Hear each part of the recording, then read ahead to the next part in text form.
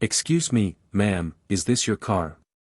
The question came with a smirk, the kind that carried assumptions thicker than the humid afternoon air. The officer's hand hovered over his holster, and his tone reeked of entitlement as his eyes scanned her face, then darted to the luxury sedan parked in the lot. "Yes, it is," she replied calmly, her gaze steady, her posture unshaken. But the quiet strength in her voice only seemed to aggravate him. "You sure about that?" His words cut like a blade, his tone dripping with condescension. "You don't look like the type who could afford something like this." He chuckled, but it wasn't a joke, it was an assertion, a taunt meant to belittle, to remind her of her place, as if her skin dictated the spaces she was allowed to occupy. Her heart thudded in her chest, but her expression didn't falter. She was used to this, the microaggressions that had followed her all her life. But today was different. She felt the weight of the moment pressing on her shoulders. It wasn't just about her anymore. "I'm more than sure," she said, taking a step closer to the car, daring him to keep pushing. The officer's smirk hardened into a sneer. "Let's see some ID, then. Or are you one of those who thinks the rules don't apply to them?" His words hung heavy in the air, loud enough for bystanders to glance their way, their eyes darting between the two, curiosity mingled with discomfort. She pulled her wallet out, her fingers steady despite the burning indignation coursing through her veins. Before she could present it, he took a step closer, invading her space. "Got something to hide?" he barked, his hand now resting firmly on his holster. "Don't try anything stupid." It was a scene ripped straight out of the nightmares of countless black men and women, a white officer, a baseless accusation, moment poised on the knife's edge of violence. "Stupid," she repeated, her voice cutting through the tension like a blade. "Do you always assume people like me are stupid, or is that just today's special?" The officer's face flushed red, his temper flaring. "Watch your tone," he snapped, his voice rising. "You don't get to talk to me like that. And you don't get to treat me like this," she fired back, her voice resolute, refusing to bend. "Not today." The crowd that had formed by now was silent, watching with bated breath. A woman near the back whispered, "What's going on?" but no one answered. All eyes were glued to the unfolding confrontation. The officer's patience snapped. He reached out, aiming to shove her aside, a gesture meant to dominate, to silence. But what happened next shocked everyone, including him. She didn't flinch. Instead, she sidestepped his move with a swiftness and precision that spoke of training. She held her ground, and her voice rang out, clear and commanding, "Stand down." For a split second, the officer froze. The weight of her tone, the sheer authority in her voice, left him momentarily stunned. It wasn't the reaction he had expected. He had assumed she was just another target, someone he could intimidate and dismiss. But this? This was something entirely different. "You don't know who you're dealing with," she said, her voice low but firm. "But you're about to find out." The murmurs in the crowd grew louder as the officer's bravado began to falter. He opened his mouth to retort, but something in her gaze stopped him. It wasn't fear, it was power, the kind that didn't need to scream to be heard. But the officer's arrogance wouldn't let him back down so easily. "Is that a threat?" he growled, trying to reclaim control of the situation. "No," she said simply, her words razor-sharp. "It's a fact." What followed was a whirlwind of chaos. The officer's actions were reckless, his behavior spiraling out of control as he tried to salvage his crumbling authority. But with every misstep, the tables turned further against him.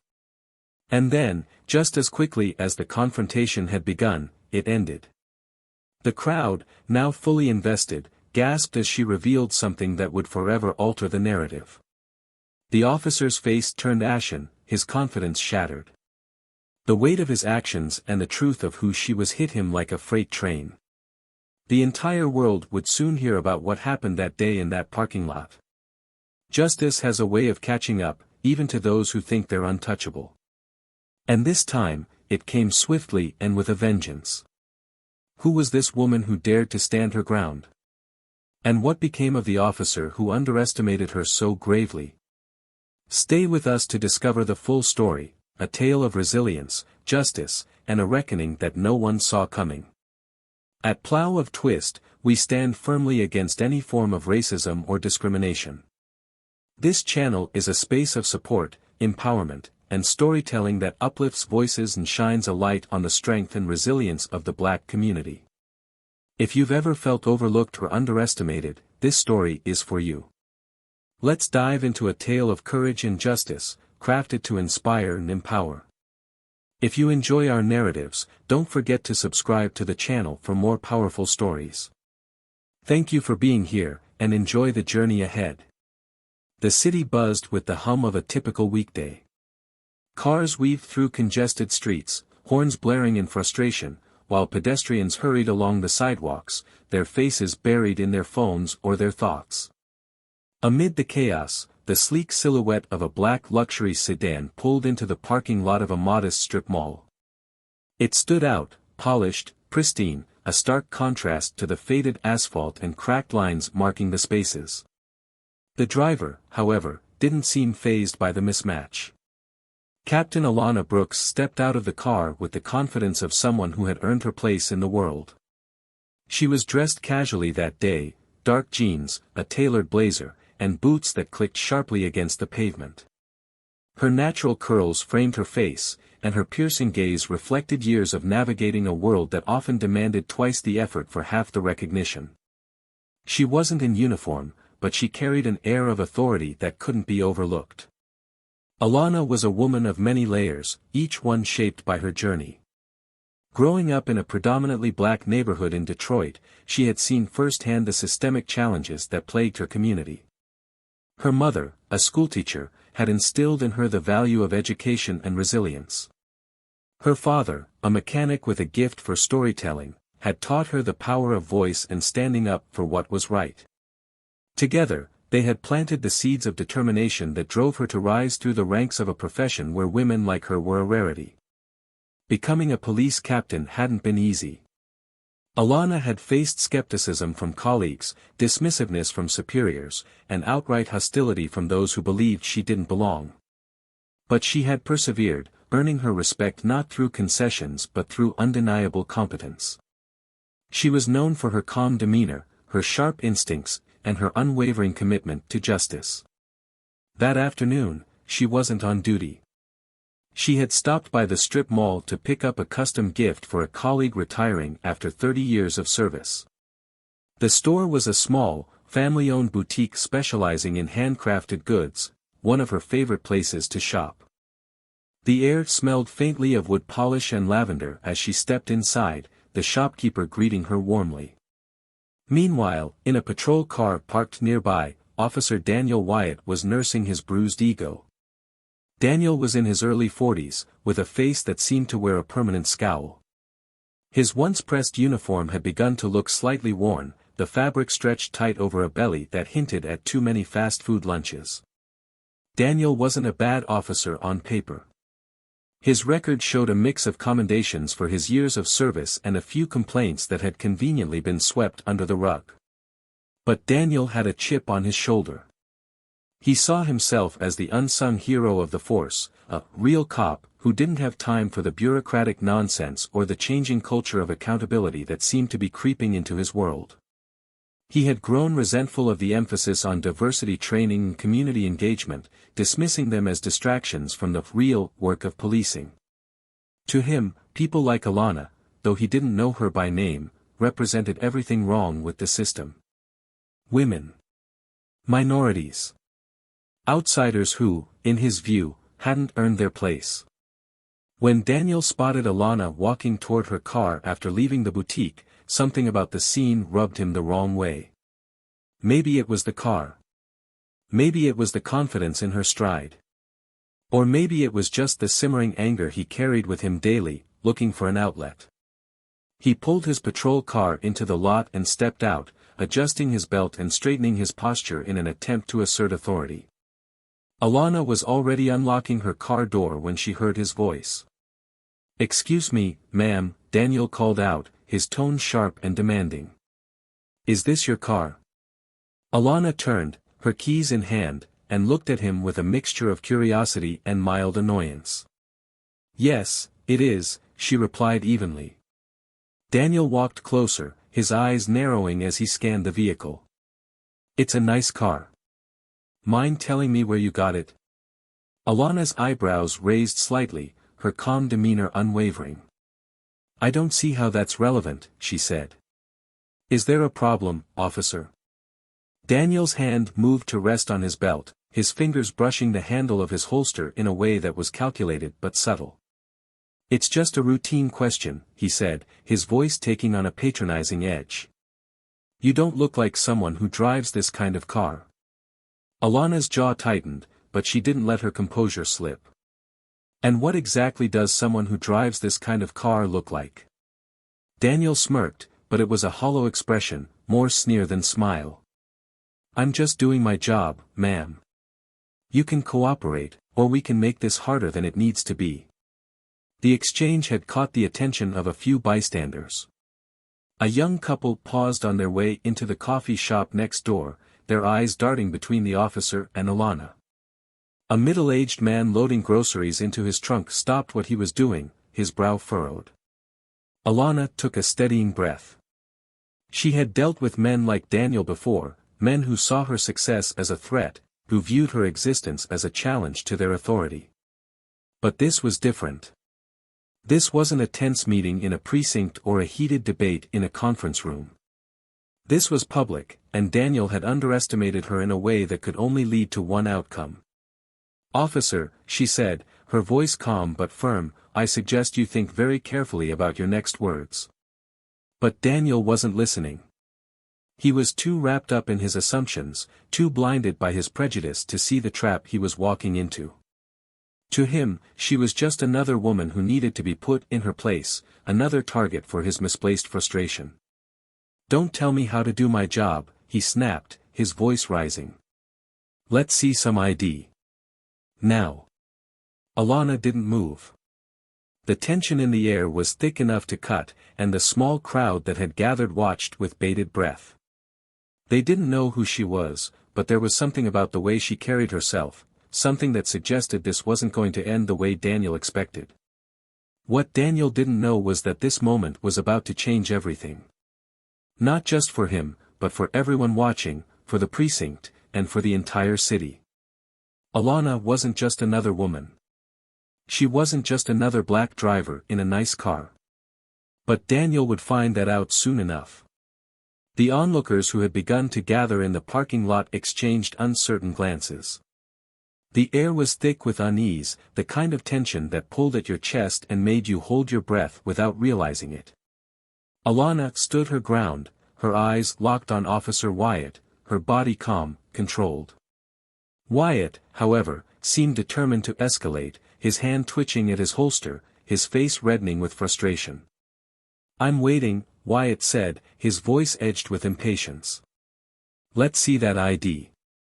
Alana slowly reached into her bag, her movements deliberate, as though each second was a calculated step forward in a silent chess match. Her fingers found her wallet, and she held it up, flipping it open to reveal her driver's license. But she didn't hand it over. "You have what you asked for," she said firmly. "Now tell me, officer, what exactly are you looking for?" Wyatt's jaw tightened as he stared at the license, not moving to take it. He was caught off guard, thrown by her composure and the weight of her gaze. "Just routine," he muttered, but his tone lacked the conviction it carried minutes ago. "We've had reports of suspicious activity in the area." "That's interesting," Alana replied, her voice steady but sharp. "Because I just came from inside that boutique, and I doubt buying a retirement gift qualifies as suspicious." Her words hung in the air, challenging him, daring him to justify himself. Wyatt's mouth opened and closed as he fumbled for a response, but the growing murmurs from the bystanders seemed to distract him. A woman's voice broke through the tension. "She hasn't done anything wrong," the voice said. "Why don't you leave her alone?" Wyatt turned sharply, his eyes scanning the crowd. "This is police business," he barked, his voice loud enough to echo off the nearby storefronts. "Stay out of it." The interruption only deepened the cracks in his authority. Alana could see it, the way his posture shifted, the way his voice grew harsher. He was unraveling, and with each passing moment, the power dynamic between them was shifting. "Officer," Alana said, bringing his attention back to her, "you're creating a scene over nothing. Do you really think this is the best use of your time?" The question was simple, direct, but it landed like a blow. Wyatt's frustration boiled over. "Don't tell me how to do my job," he snapped, his voice rising. "You think you're above the law?" "I think you're abusing your position," Alana countered, her voice calm but unyielding. "And I think everyone here can see that." The crowd murmured again, louder this time, and Wyatt's face flushed with anger. He took a step closer to her, his posture rigid. "You're about to regret talking to me like that," he threatened, his voice low but brimming with hostility. But Alana didn't flinch. She stood tall, her eyes locked on his. "That sounds like a threat," she said, her voice cutting through the tension like a blade. "And I suggest you think very carefully about your next move." Wyatt's hand hovered near his holster again, his fingers twitching as though tempted to grab it. The crowd held their breath, the weight of the moment pressing down on everyone. Alana's heart pounded in her chest, but she refused to show it. She wasn't just standing up for herself, she was standing up for everyone who had ever been in her position, who had ever been targeted or dismissed because of the color of their skin. "Last chance," Wyatt growled. "Hand over your ID, or we're going downtown." Alana's lips parted, and for a moment, it seemed like she might comply. But then she did something that no one, least of all Wyatt, expected. She closed her wallet and slipped it back into her bag, her movements deliberate, almost defiant. "I don't think so," she said, her voice steady. "You're out of line, and you know it." The crowd gasped, a ripple of shock and admiration spreading through the onlookers. Wyatt's face turned a deep shade of red, his anger bubbling over. "That's it," he snarled. "You're under arrest." He reached for her arm, but Alana sidestepped him, her movements quick and precise.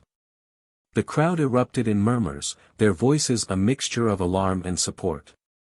Wyatt froze, his hands still outstretched, as if he couldn't quite process what had just happened. "You need to stop," Alana said, her voice firm. "Right now." Wyatt's eyes narrowed, his ego bruised, his authority challenged. "Who do you think you are?" he spat, his voice dripping with venom. Alana met his gaze, her expression unshaken. "You're about to find out," she said simply. The murmurs in the crowd grew louder, curiosity and tension mounting as they watched the standoff unfold. Wyatt seemed to hesitate, as though some part of him knew he was losing control. But his pride wouldn't let him back down. "Back up," he muttered into his radio, his voice clipped. "We've got a suspect resisting." The word "suspect" sent a ripple through the crowd, a collective wave of disbelief and anger. "Resisting?" someone shouted. "She hasn't done anything." The radio crackled with a response, but Alana wasn't focused on that. Her eyes remained locked on Wyatt, her calm demeanor a sharp contrast to his growing aggression. "You really want to take this further?" she asked. "Because I promise you, this won't end the way you think it will." Wyatt's lips curled into a sneer. "We'll see about that." The tension in the parking lot was almost unbearable, every second stretching out into an eternity. Alana could feel the weight of the crowd's eyes on her, their silent support giving her strength. She knew the next moments would be crucial. Whatever happened, it would define the narrative, not just for her, but for everyone watching. And as the sound of sirens grew louder in the distance, a single thought echoed in her mind: this wasn't just about her. It was about justice, about standing up to the abuse of power, about refusing to be silenced. She didn't know exactly how this would end, but she knew one thing for certain: the truth would come out, and it would change everything. The wail of sirens sliced through the charged air as two patrol cars rolled into the parking lot. The officers inside stepped out cautiously, their hands resting on their belts, their eyes scanning the scene. The murmurs of the crowd grew louder, a chorus of tension and unease that seemed to pulse in the warm afternoon air. Alana stood firm, her back straight, her gaze locked on Wyatt. The approaching officers exchanged quick glances, their uncertainty visible in their hesitant movements. They didn't know what they were walking into, but the scene before them wasn't what they had expected.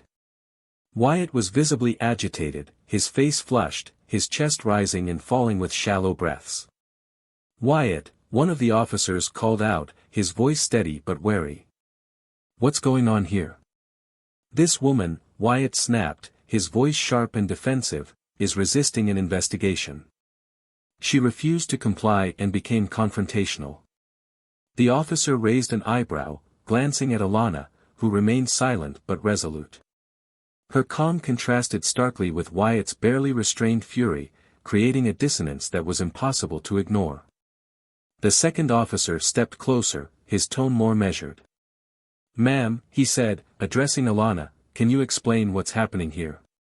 Before she could respond, Wyatt interrupted, his voice rising. "I already told you.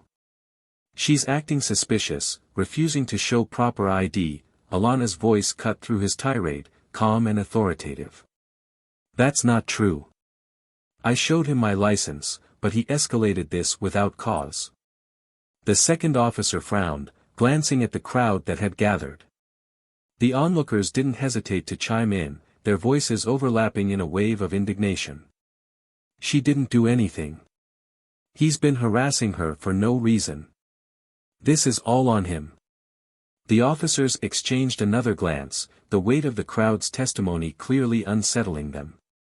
Wyatt, however, doubled down, stepping closer to Alana with a sneer. "You think they're gonna back you up?" he spat, his voice low but venomous. "You think you're untouchable?" Alana didn't flinch. Instead, she reached into her bag once more, pulling out a sleek leather badge holder. She flipped it open, holding it up for everyone to see. "I'm Captain Alana Brooks," she said, her voice ringing out clearly, cutting through the chaos. "Head of Internal Affairs." The effect was instantaneous. The murmurs in the crowd turned into audible gasps, and even the responding officers froze, their eyes widening in recognition. Wyatt's face drained of color, his bravado crumbling as he stumbled back a step. "What?" he stammered, his voice faltering. "That's not, I've been with this department for over 15 years, Alana continued, her tone steady and unyielding. "I've spent my career rooting out misconduct, ensuring that officers like you are held accountable." Wyatt's hands trembled at his sides, his earlier confidence shattered. You didn't say, I didn't need to," Alana said sharply, stepping closer. "You assumed you could intimidate me. You assumed I wouldn't fight back. And you assumed wrong." The crowd erupted into cheers and shouts of support, their voices rising in unison as the weight of the moment settled over the parking lot. The responding officers, caught between protocol and disbelief, moved to de-escalate the situation.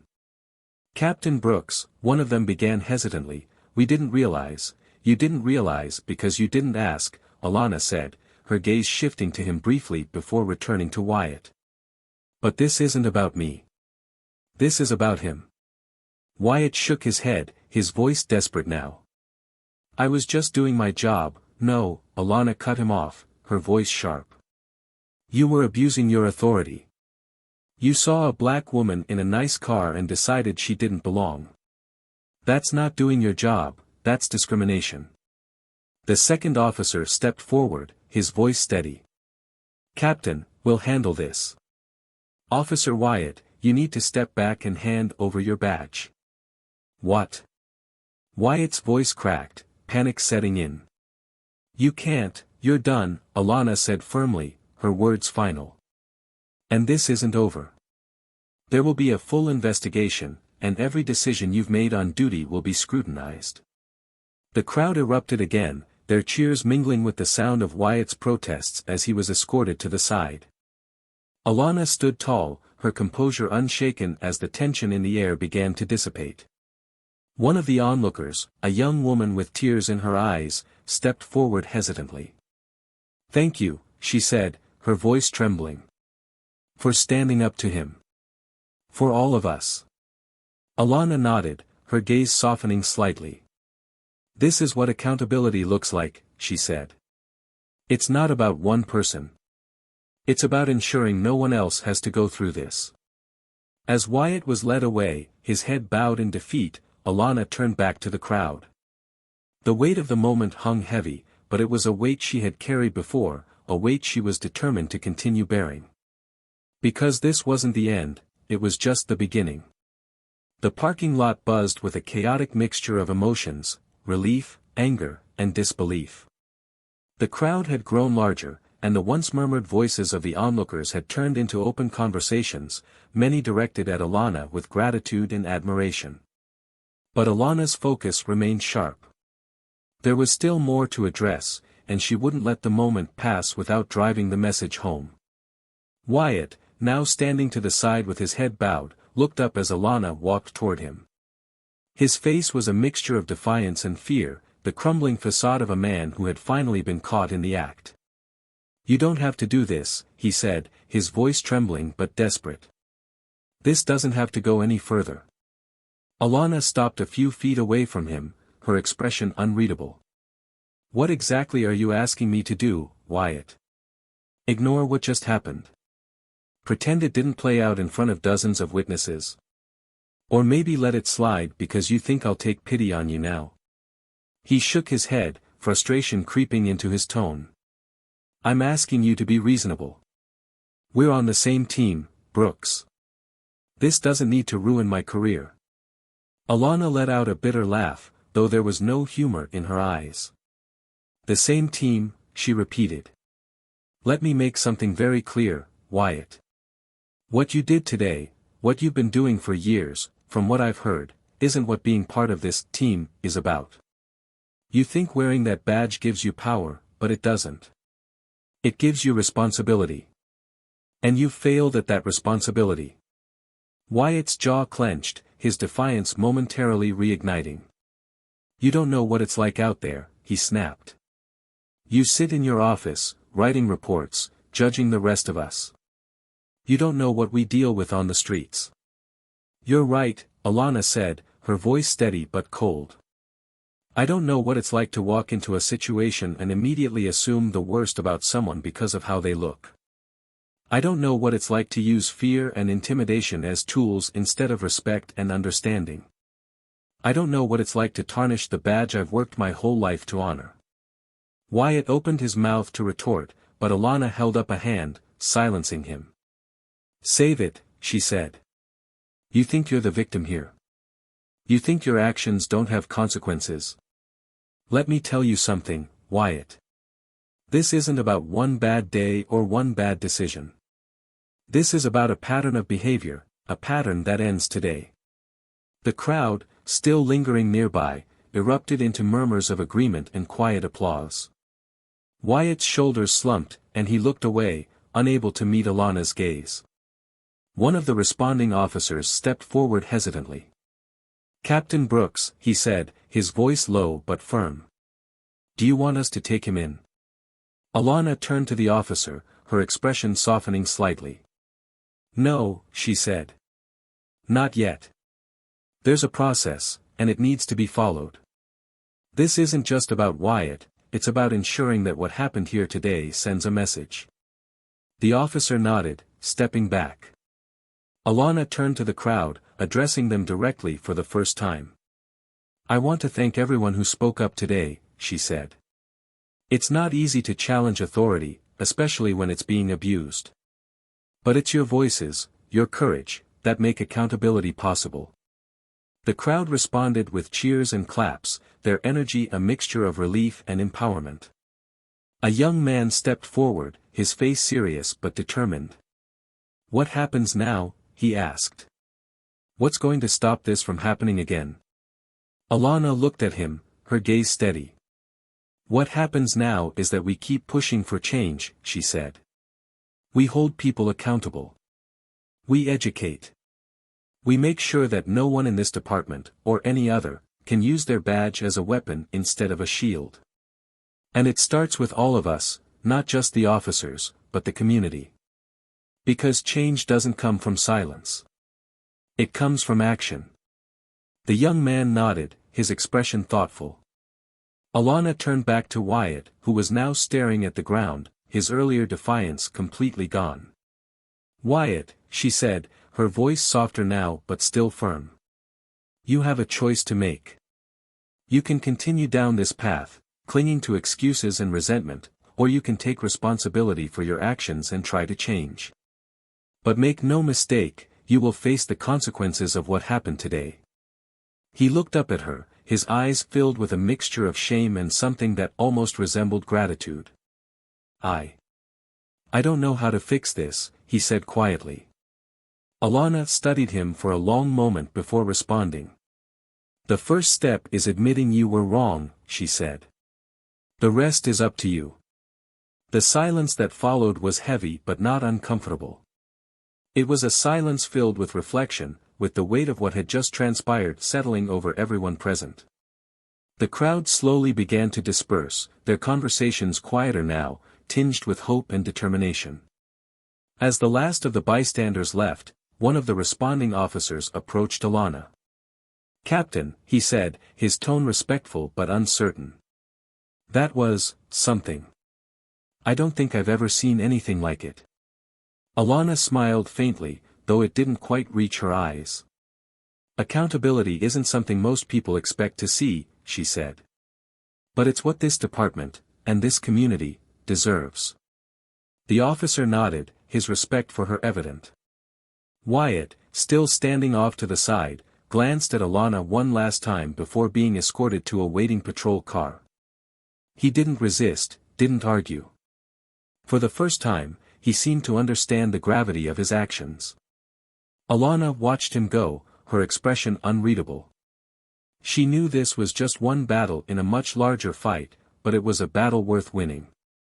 And as she turned back to her car, the weight of the day pressing on her shoulders, she couldn't help but feel a glimmer of hope. Because change, no matter how slow, always starts somewhere. The aftermath of the confrontation rippled through the department like an unexpected storm. Within hours, news of what had occurred in the parking lot spread, not just through the precinct but across the city. Video recordings from bystanders, already circulating on social media, painted a vivid picture of the tension, the abuse of power, and Alana's decisive stand. The headlines were bold, the opinions divisive, and the pressure on the department palpable.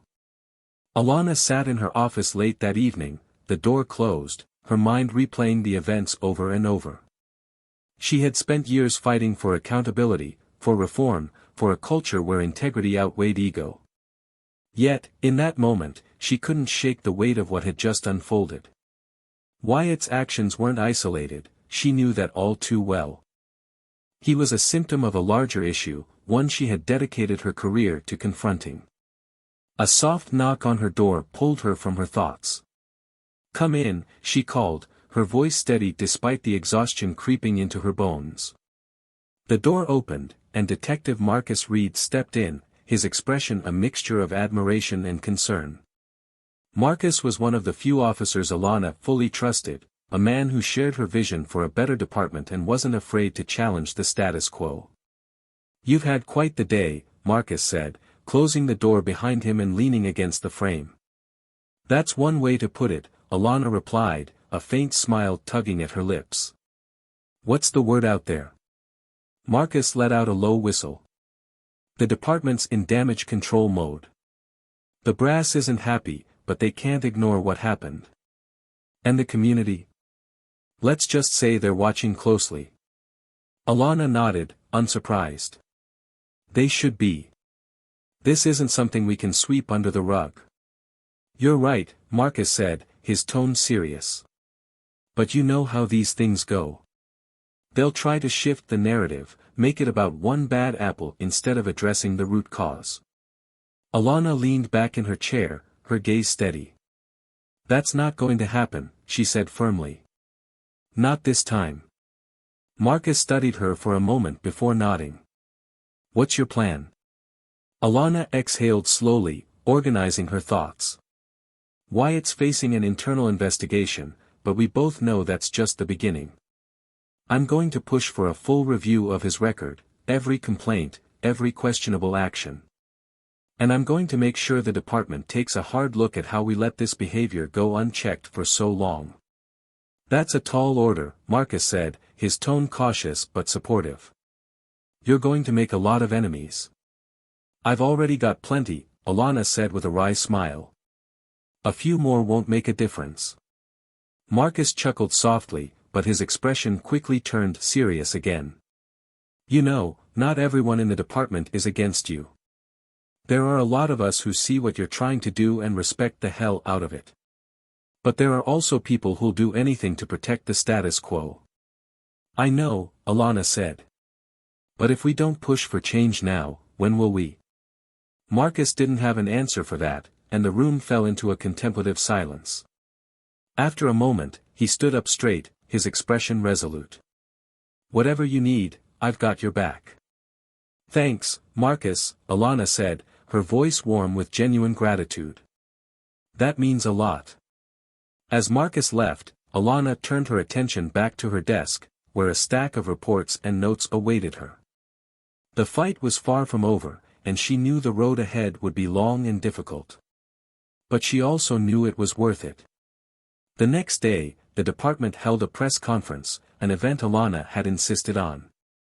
The chief of police, a stoic man with decades of experience, stood at the podium, flanked by Alana and other high-ranking officers. The room was packed with reporters, their cameras and microphones capturing every word. We are here today to address an incident involving one of our officers, the chief began, his voice measured but firm. This department does not and will not tolerate misconduct, discrimination, or abuse of power. Officer Wyatt's actions were unacceptable, and we are taking immediate steps to address them. The chief continued, outlining the measures being taken, but the room's attention seemed to shift as Alana stepped forward to speak. Her presence commanded respect, her reputation preceding her. Yesterday's incident was a stark reminder of the work we still have to do, Alana said, her voice clear and unwavering. Accountability is not optional. It is a necessity. It is what builds trust between law enforcement and the communities we serve. This is not just about one officer. It is about a culture that allows misconduct to persist unchecked. That ends now. Her words were met with a wave of murmurs, a mixture of agreement and skepticism. But Alana didn't flinch. She knew this was only the beginning of the fight. In the days that followed, the consequences of Wyatt's actions became increasingly apparent. He was suspended without pay pending the outcome of the investigation, a decision that sent shockwaves through the department. Some officers viewed it as a necessary step toward reform, while others saw it as a betrayal of one of their own. Alana faced resistance at every turn. Anonymous notes left on her desk. Whispers in the hallways. Thinly veiled hostility in meetings. But she refused to back down. For every obstacle, she found an ally, officers like Marcus who believed in her mission, community leaders who rallied behind her, citizens who shared their stories of injustice. One evening, as Alana was leaving the precinct, she was approached by a young woman who had been in the parking lot during the confrontation. The woman's eyes were bright with determination, her voice steady despite the emotion behind her words. I just wanted to say thank you, she said. For standing up for what's right. For not letting him get away with it. Alana smiled, the weight of the day momentarily lifting. Thank you for speaking up, she said. It takes courage to do that. The woman hesitated before adding, I hope you know how much this means to people like me. We've seen so much injustice, so much pain. But seeing you stand up to it, it gives us hope. Alana's smile softened, and she nodded. Hope is what keeps us moving forward, she said. And we're not stopping. As she watched the woman walk away, Alana felt a renewed sense of purpose. The road ahead would be difficult, but moments like these reminded her why the fight was worth it. Change was slow, often painful, but it was possible. And she was determined to see it through. In the days that followed the press conference, the department seemed to exist in a state of tension, as if the walls themselves were holding their breath. The incident in the parking lot had become the focal point of every conversation, every whispered exchange in the precinct. Alana could feel the weight of it every time she walked through the building. It wasn't the first time she'd faced resistance, but the intensity this time was different, heavier. She sat in her office late one evening, sifting through the initial findings of Wyatt's internal investigation. The reports confirmed what she already suspected: his behavior in the parking lot wasn't an isolated incident. Complaints of racial profiling and excessive force were scattered throughout his file, buried under vague resolutions and missing follow-ups. The system had protected him for years, and it infuriated her to see just how deep the rot went. Her phone buzzed, pulling her attention from the screen. It was Marcus. She picked up, her voice tired but steady. "Read." "Captain," he said, his tone low. "You've got company. A few of the guys are in the bullpen, and they don't look happy." Alana sighed, closing her laptop. "Thanks for the heads up. I'll be right out." She made her way to the bullpen, her footsteps measured, her expression neutral. When she entered the room, the conversations hushed. A small group of officers stood near the center, their postures tense. At the front of the group was Officer Harris, a veteran with more years on the force than most and a reputation for being vocal about his disdain for departmental reforms. "Captain Brooks," Harris said, his tone clipped. "Got a minute?" Alana crossed her arms, her gaze steady. "What's on your mind, Harris?" He exchanged a glance with the officers behind him before stepping forward. "We've been talking, and we're not sure what to make of all this. Wyatt's a good cop. He's made mistakes, sure, but haven't we all? Feels like he's being hung out to dry." Alana's jaw tightened, but she kept her voice calm. "Mistakes are one thing, Harris. Patterns of misconduct are another. Wyatt didn't just slip up, he abused his power, and he's being held accountable for it." Harris bristled, his tone hardening. "Accountable? Is that what we're calling it? Feels more like a witch hunt to me. And I'm not the only one who thinks so." A murmur of agreement rippled through the group, but Alana didn't flinch. She stepped closer, her voice firm but controlled. "Let me ask you something, Harris. If Wyatt's actions had been aimed at someone in your family, someone you cared about, would you still be defending him? Would you call it a witch hunt then?" Harris hesitated, his expression faltering. The room was silent, the weight of her words hanging heavily in the air. "This isn't about loyalty or camaraderie," Alana continued, her gaze sweeping over the group. "It's about integrity. It's about the responsibility we have to the people we serve. Wyatt violated that responsibility, and we can't look the other way. Not anymore." A younger officer in the back of the group shifted uncomfortably before speaking up. "But, Captain, doesn't it feel like this is just going to divide us even more? The department's already under so much pressure."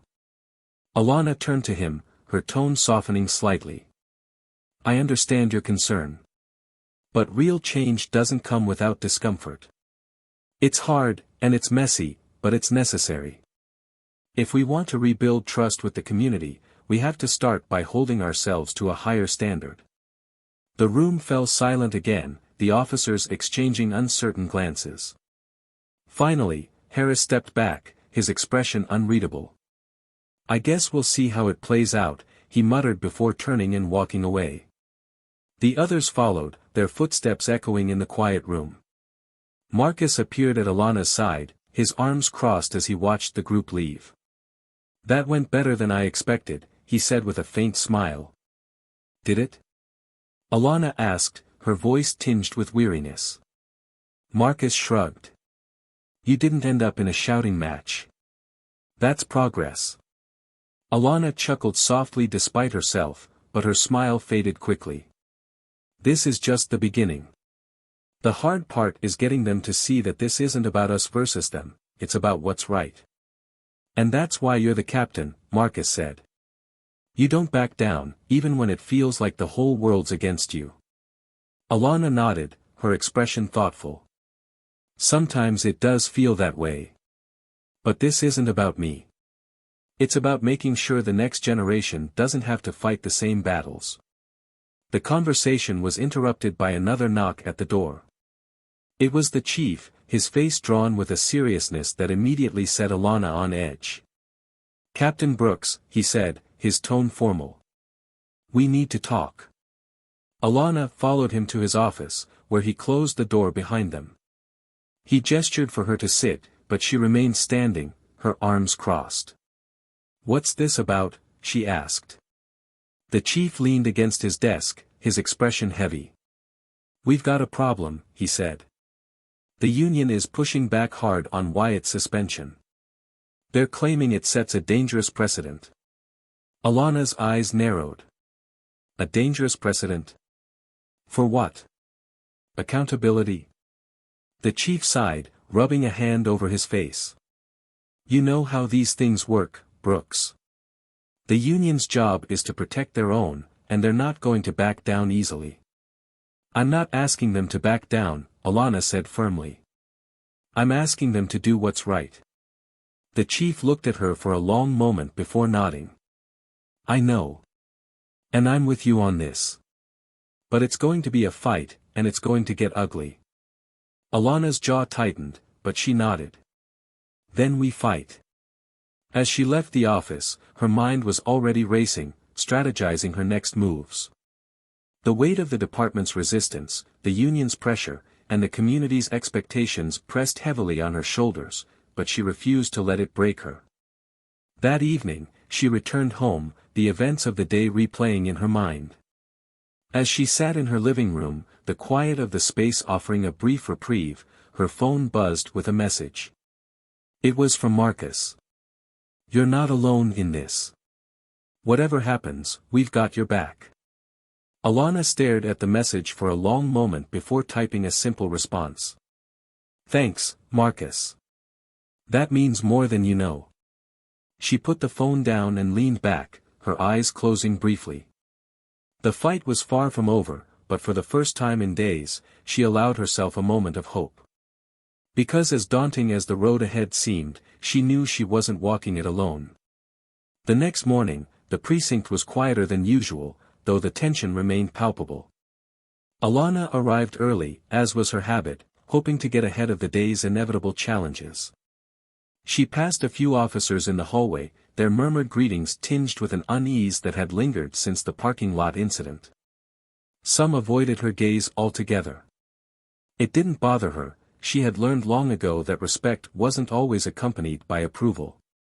She had just sat down in her office when there was a knock at the door. Before she could respond, Marcus stepped in, a file in his hand and a concerned expression on his face. Morning, Captain, he said, closing the door behind him.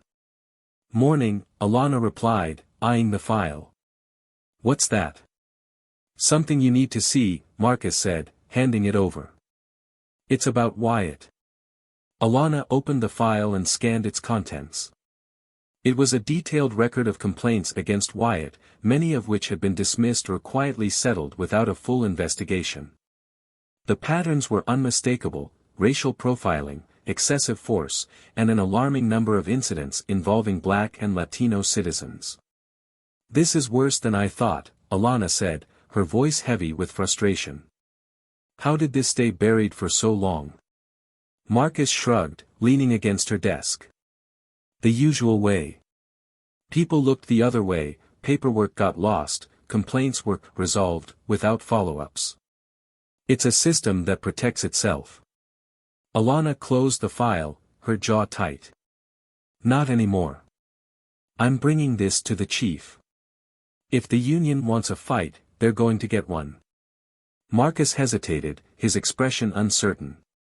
Captain, you know I'm with you on this, but you've got to be careful. The union isn't just going to push back, they're going to come for you. Let them, Alana said, her voice firm. I'm not backing down. Before Marcus could respond, her desk phone buzzed. She picked it up, her tone sharp. Brooks. It was the chief's assistant. Captain, the chief needs to see you in his office. Now. Alana hung up and glanced at Marcus. Looks like I'm about to find out just how much of a fight we're in for. Marcus nodded, his concern evident. Just, don't let them corner you. They'll try to twist this into something it's not. I know, Alana said, grabbing the file. But they're not ready for the truth. She made her way to the chief's office, her steps deliberate, her grip on the file firm. When she entered, the chief was seated behind his desk, his expression unreadable. Across from him sat two union representatives, their faces a mixture of irritation and defensiveness. Captain, the chief said, gesturing for her to sit.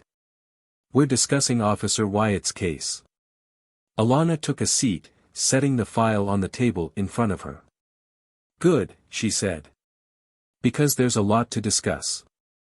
One of the union reps, a man with graying hair and a perpetually furrowed brow, leaned forward. Captain Brooks, let's cut to the chase. Wyatt has served this department for over 15 years. He's made mistakes, sure, but he's a good cop. He doesn't deserve to have his career destroyed over one incident. Alana's eyes narrowed. This isn't about one incident. Wyatt has a documented history of misconduct, and it's all right here. She opened the file and slid it across the table. The other rep, a woman with a sharp gaze, glanced at the file but didn't touch it. And how many of those complaints were substantiated, Captain? How many were dismissed because there wasn't enough evidence? Dismissed doesn't mean they didn't happen, Alana shot back. It means they weren't investigated properly. And that's part of the problem. The chief cleared his throat, his tone measured. Brooks, no one here is denying that we have issues to address. But we have to be strategic about this. The department is under enough scrutiny as it is. Going after Wyatt like this could backfire. Alana's voice was calm but resolute. Chief, with all due respect, not going after Wyatt is what will backfire. The community is watching. They need to see that we take accountability seriously, no matter who's involved. The graying rep frowned, his frustration evident. And what about the officers? Do you know how this is going to affect morale? They already feel like the administration is against them. Morale? Alana repeated, her voice rising slightly. You think morale is more important than justice? Than trust? If officers are demoralized because we're holding one of their own accountable, then maybe they need to take a hard look at what they stand for. The tension in the room was thick, the air heavy with unspoken arguments. Finally, the chief raised a hand, his voice firm. That's enough. Brooks, we'll take the file under review, but this isn't a decision we can make lightly. For now, Wyatt remains suspended. We'll proceed with the internal investigation and determine the next steps. Alana stood, her expression resolute. I'll hold you to that. As she left the office, her heart pounded with a mix of frustration and determination. She knew this was just another roadblock, another attempt to delay the inevitable. But she also knew she had allies, both inside and outside the department. Later that day, she met with a group of community leaders who had been vocal about police reform. They gathered in a small conference room at a local community center, their faces a mixture of hope and weariness. We appreciate you meeting with us, Captain, one of the leaders said, a woman in her 60s with a calm but commanding presence. The community needs to see that someone in your position is willing to stand up for what's right. I'm not just standing up for the community, Alana said. I'm standing up for the department, too. Accountability isn't just about consequences, it's about making us better. Another leader, a younger man with sharp features, leaned forward. But how do we make sure this isn't just a one-time thing? How do we make sure real change happens? Alana nodded, her gaze steady. We keep pushing. We keep demanding transparency and accountability. And we make it clear that this isn't just about individuals, it's about the system as a whole. The room was silent for a moment before the older woman spoke again. You've got a long road ahead, Captain. But you're not walking it alone. Alana felt a surge of gratitude, her resolve strengthening. Thank you. That means a lot. As the meeting ended and she walked out into the cool evening air, Alana allowed herself a rare moment of reflection. The fight was far from over, but for the first time in a long time, she felt like progress was within reach. It wouldn't be easy, and it wouldn't be quick, but she was ready to see it through. Because change, real change, was worth every battle. The weeks following the parking lot incident were a whirlwind of meetings, reviews, and community forums. The pressure on the department had reached a boiling point, but instead of collapsing under it, change began to take root. Alana stood at the forefront, her resolve unshaken as she navigated each challenge with clarity and purpose. The internal investigation into Wyatt's actions concluded with an outcome that sent a clear message: he was terminated from the force. The official report cited a history of misconduct, failure to uphold the department's values, and behavior unbecoming of an officer. Wyatt didn't take the news well, his anger and resentment spilled out in interviews with anyone who would listen. He painted himself as a victim, a scapegoat for a department trying to save face. But the public wasn't buying it. The video of his confrontation with Alana, coupled with the release of his disciplinary history, had solidified his image in the public's mind. For many, Wyatt became a symbol of the kind of policing that needed to be eradicated, a cautionary tale rather than a martyr. For Alana, the fallout was both exhausting and rewarding. Her decision to expose Wyatt's behavior had earned her enemies within the department, but it had also garnered respect from unexpected places. Officers who had once viewed her with skepticism began to see her as a leader who wasn't afraid to stand for what was right, even when it wasn't easy. One afternoon, as she was leaving the precinct, Marcus caught up with her, his face lit with a rare smile. "You've got a visitor," he said, gesturing toward the front desk. Alana turned to see the young woman from the parking lot, the one who had thanked her for standing up to Wyatt. The woman approached, her expression a mixture of nervousness and determination. "Captain Brooks," she said, her voice steady. "I don't know if you remember me, but I was there that day in the parking lot. I just wanted to say thank you again." Alana smiled, her voice warm. "Of course I remember. How are you?" "I'm good," the woman said, her tone growing more confident. "Actually, I'm here because I wanted to tell you something. Watching what you did, standing up for what was right, it inspired me. I've been thinking about applying to the academy. I want to be part of the change." Alana's chest swelled with pride. "That's amazing. And we need people like you, people who care about making a difference." The woman nodded, her eyes bright. "Thanks to you, I believe I can." As the woman left, Alana turned to Marcus, her expression thoughtful. "Sometimes it feels like we're fighting an uphill battle," she said. "But moments like that remind me why it's worth it." Marcus nodded. "You've made a real impact, Alana. And not just here, out there, too." The changes within the department were slow but undeniable. New policies were implemented to increase transparency and accountability. Officers received updated training focused on de-escalation and community engagement. A new emphasis on diversity in recruitment began to shift the culture, bringing in fresh voices and perspectives. Even Harris, the grizzled officer who had been so vocal in his opposition to Alana's reforms, seemed to soften. One day, he stopped by her office, his hat in hand. "Captain," he said gruffly, "I've been thinking about what you said, about integrity and responsibility. I may not agree with everything you do, but I can't deny you've got the department's best interests at heart." Alana nodded, her voice measured. "That means a lot, Harris. And if we're going to move forward, we need everyone on board." "I'm not promising miracles," Harris said, a faint smile tugging at his lips. But I'm willing to try. As for Wyatt, the end of his career marked the beginning of a reckoning. With his reputation tarnished and his credibility shattered, he struggled to rebuild his life. Lawsuits filed by individuals who had been wronged under his watch added to his challenges, and he became a stark reminder of the consequences of unchecked power. For Alana, life moved forward.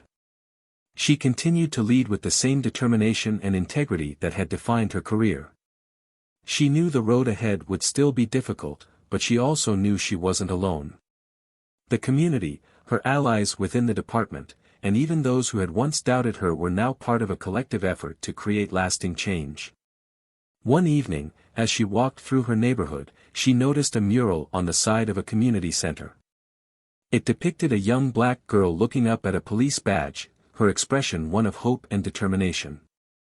Below the image, in bold letters, were the words, "Justice begins with courage." Alana paused, her gaze lingering on the mural. She thought about the journey that had brought her here, the challenges, the victories, the moments of doubt. And as she stood there, she felt a deep sense of fulfillment. Change was never easy, but it was always worth it. What did this story mean to you? Alana's journey shows us that standing up for what's right often comes at a cost, but it's a cost worth paying. It reminds us that accountability isn't just about punishment, it's about creating a better future for everyone. Have you ever been in a situation where you had to choose between staying silent or speaking out? What did you do, and how did it change you? Let us know your thoughts in the comments. And if this story inspired you, don't forget to like the video and subscribe to Tales of Twist for more stories that challenge, inspire, and move you. Thank you for watching, and we'll see you next time.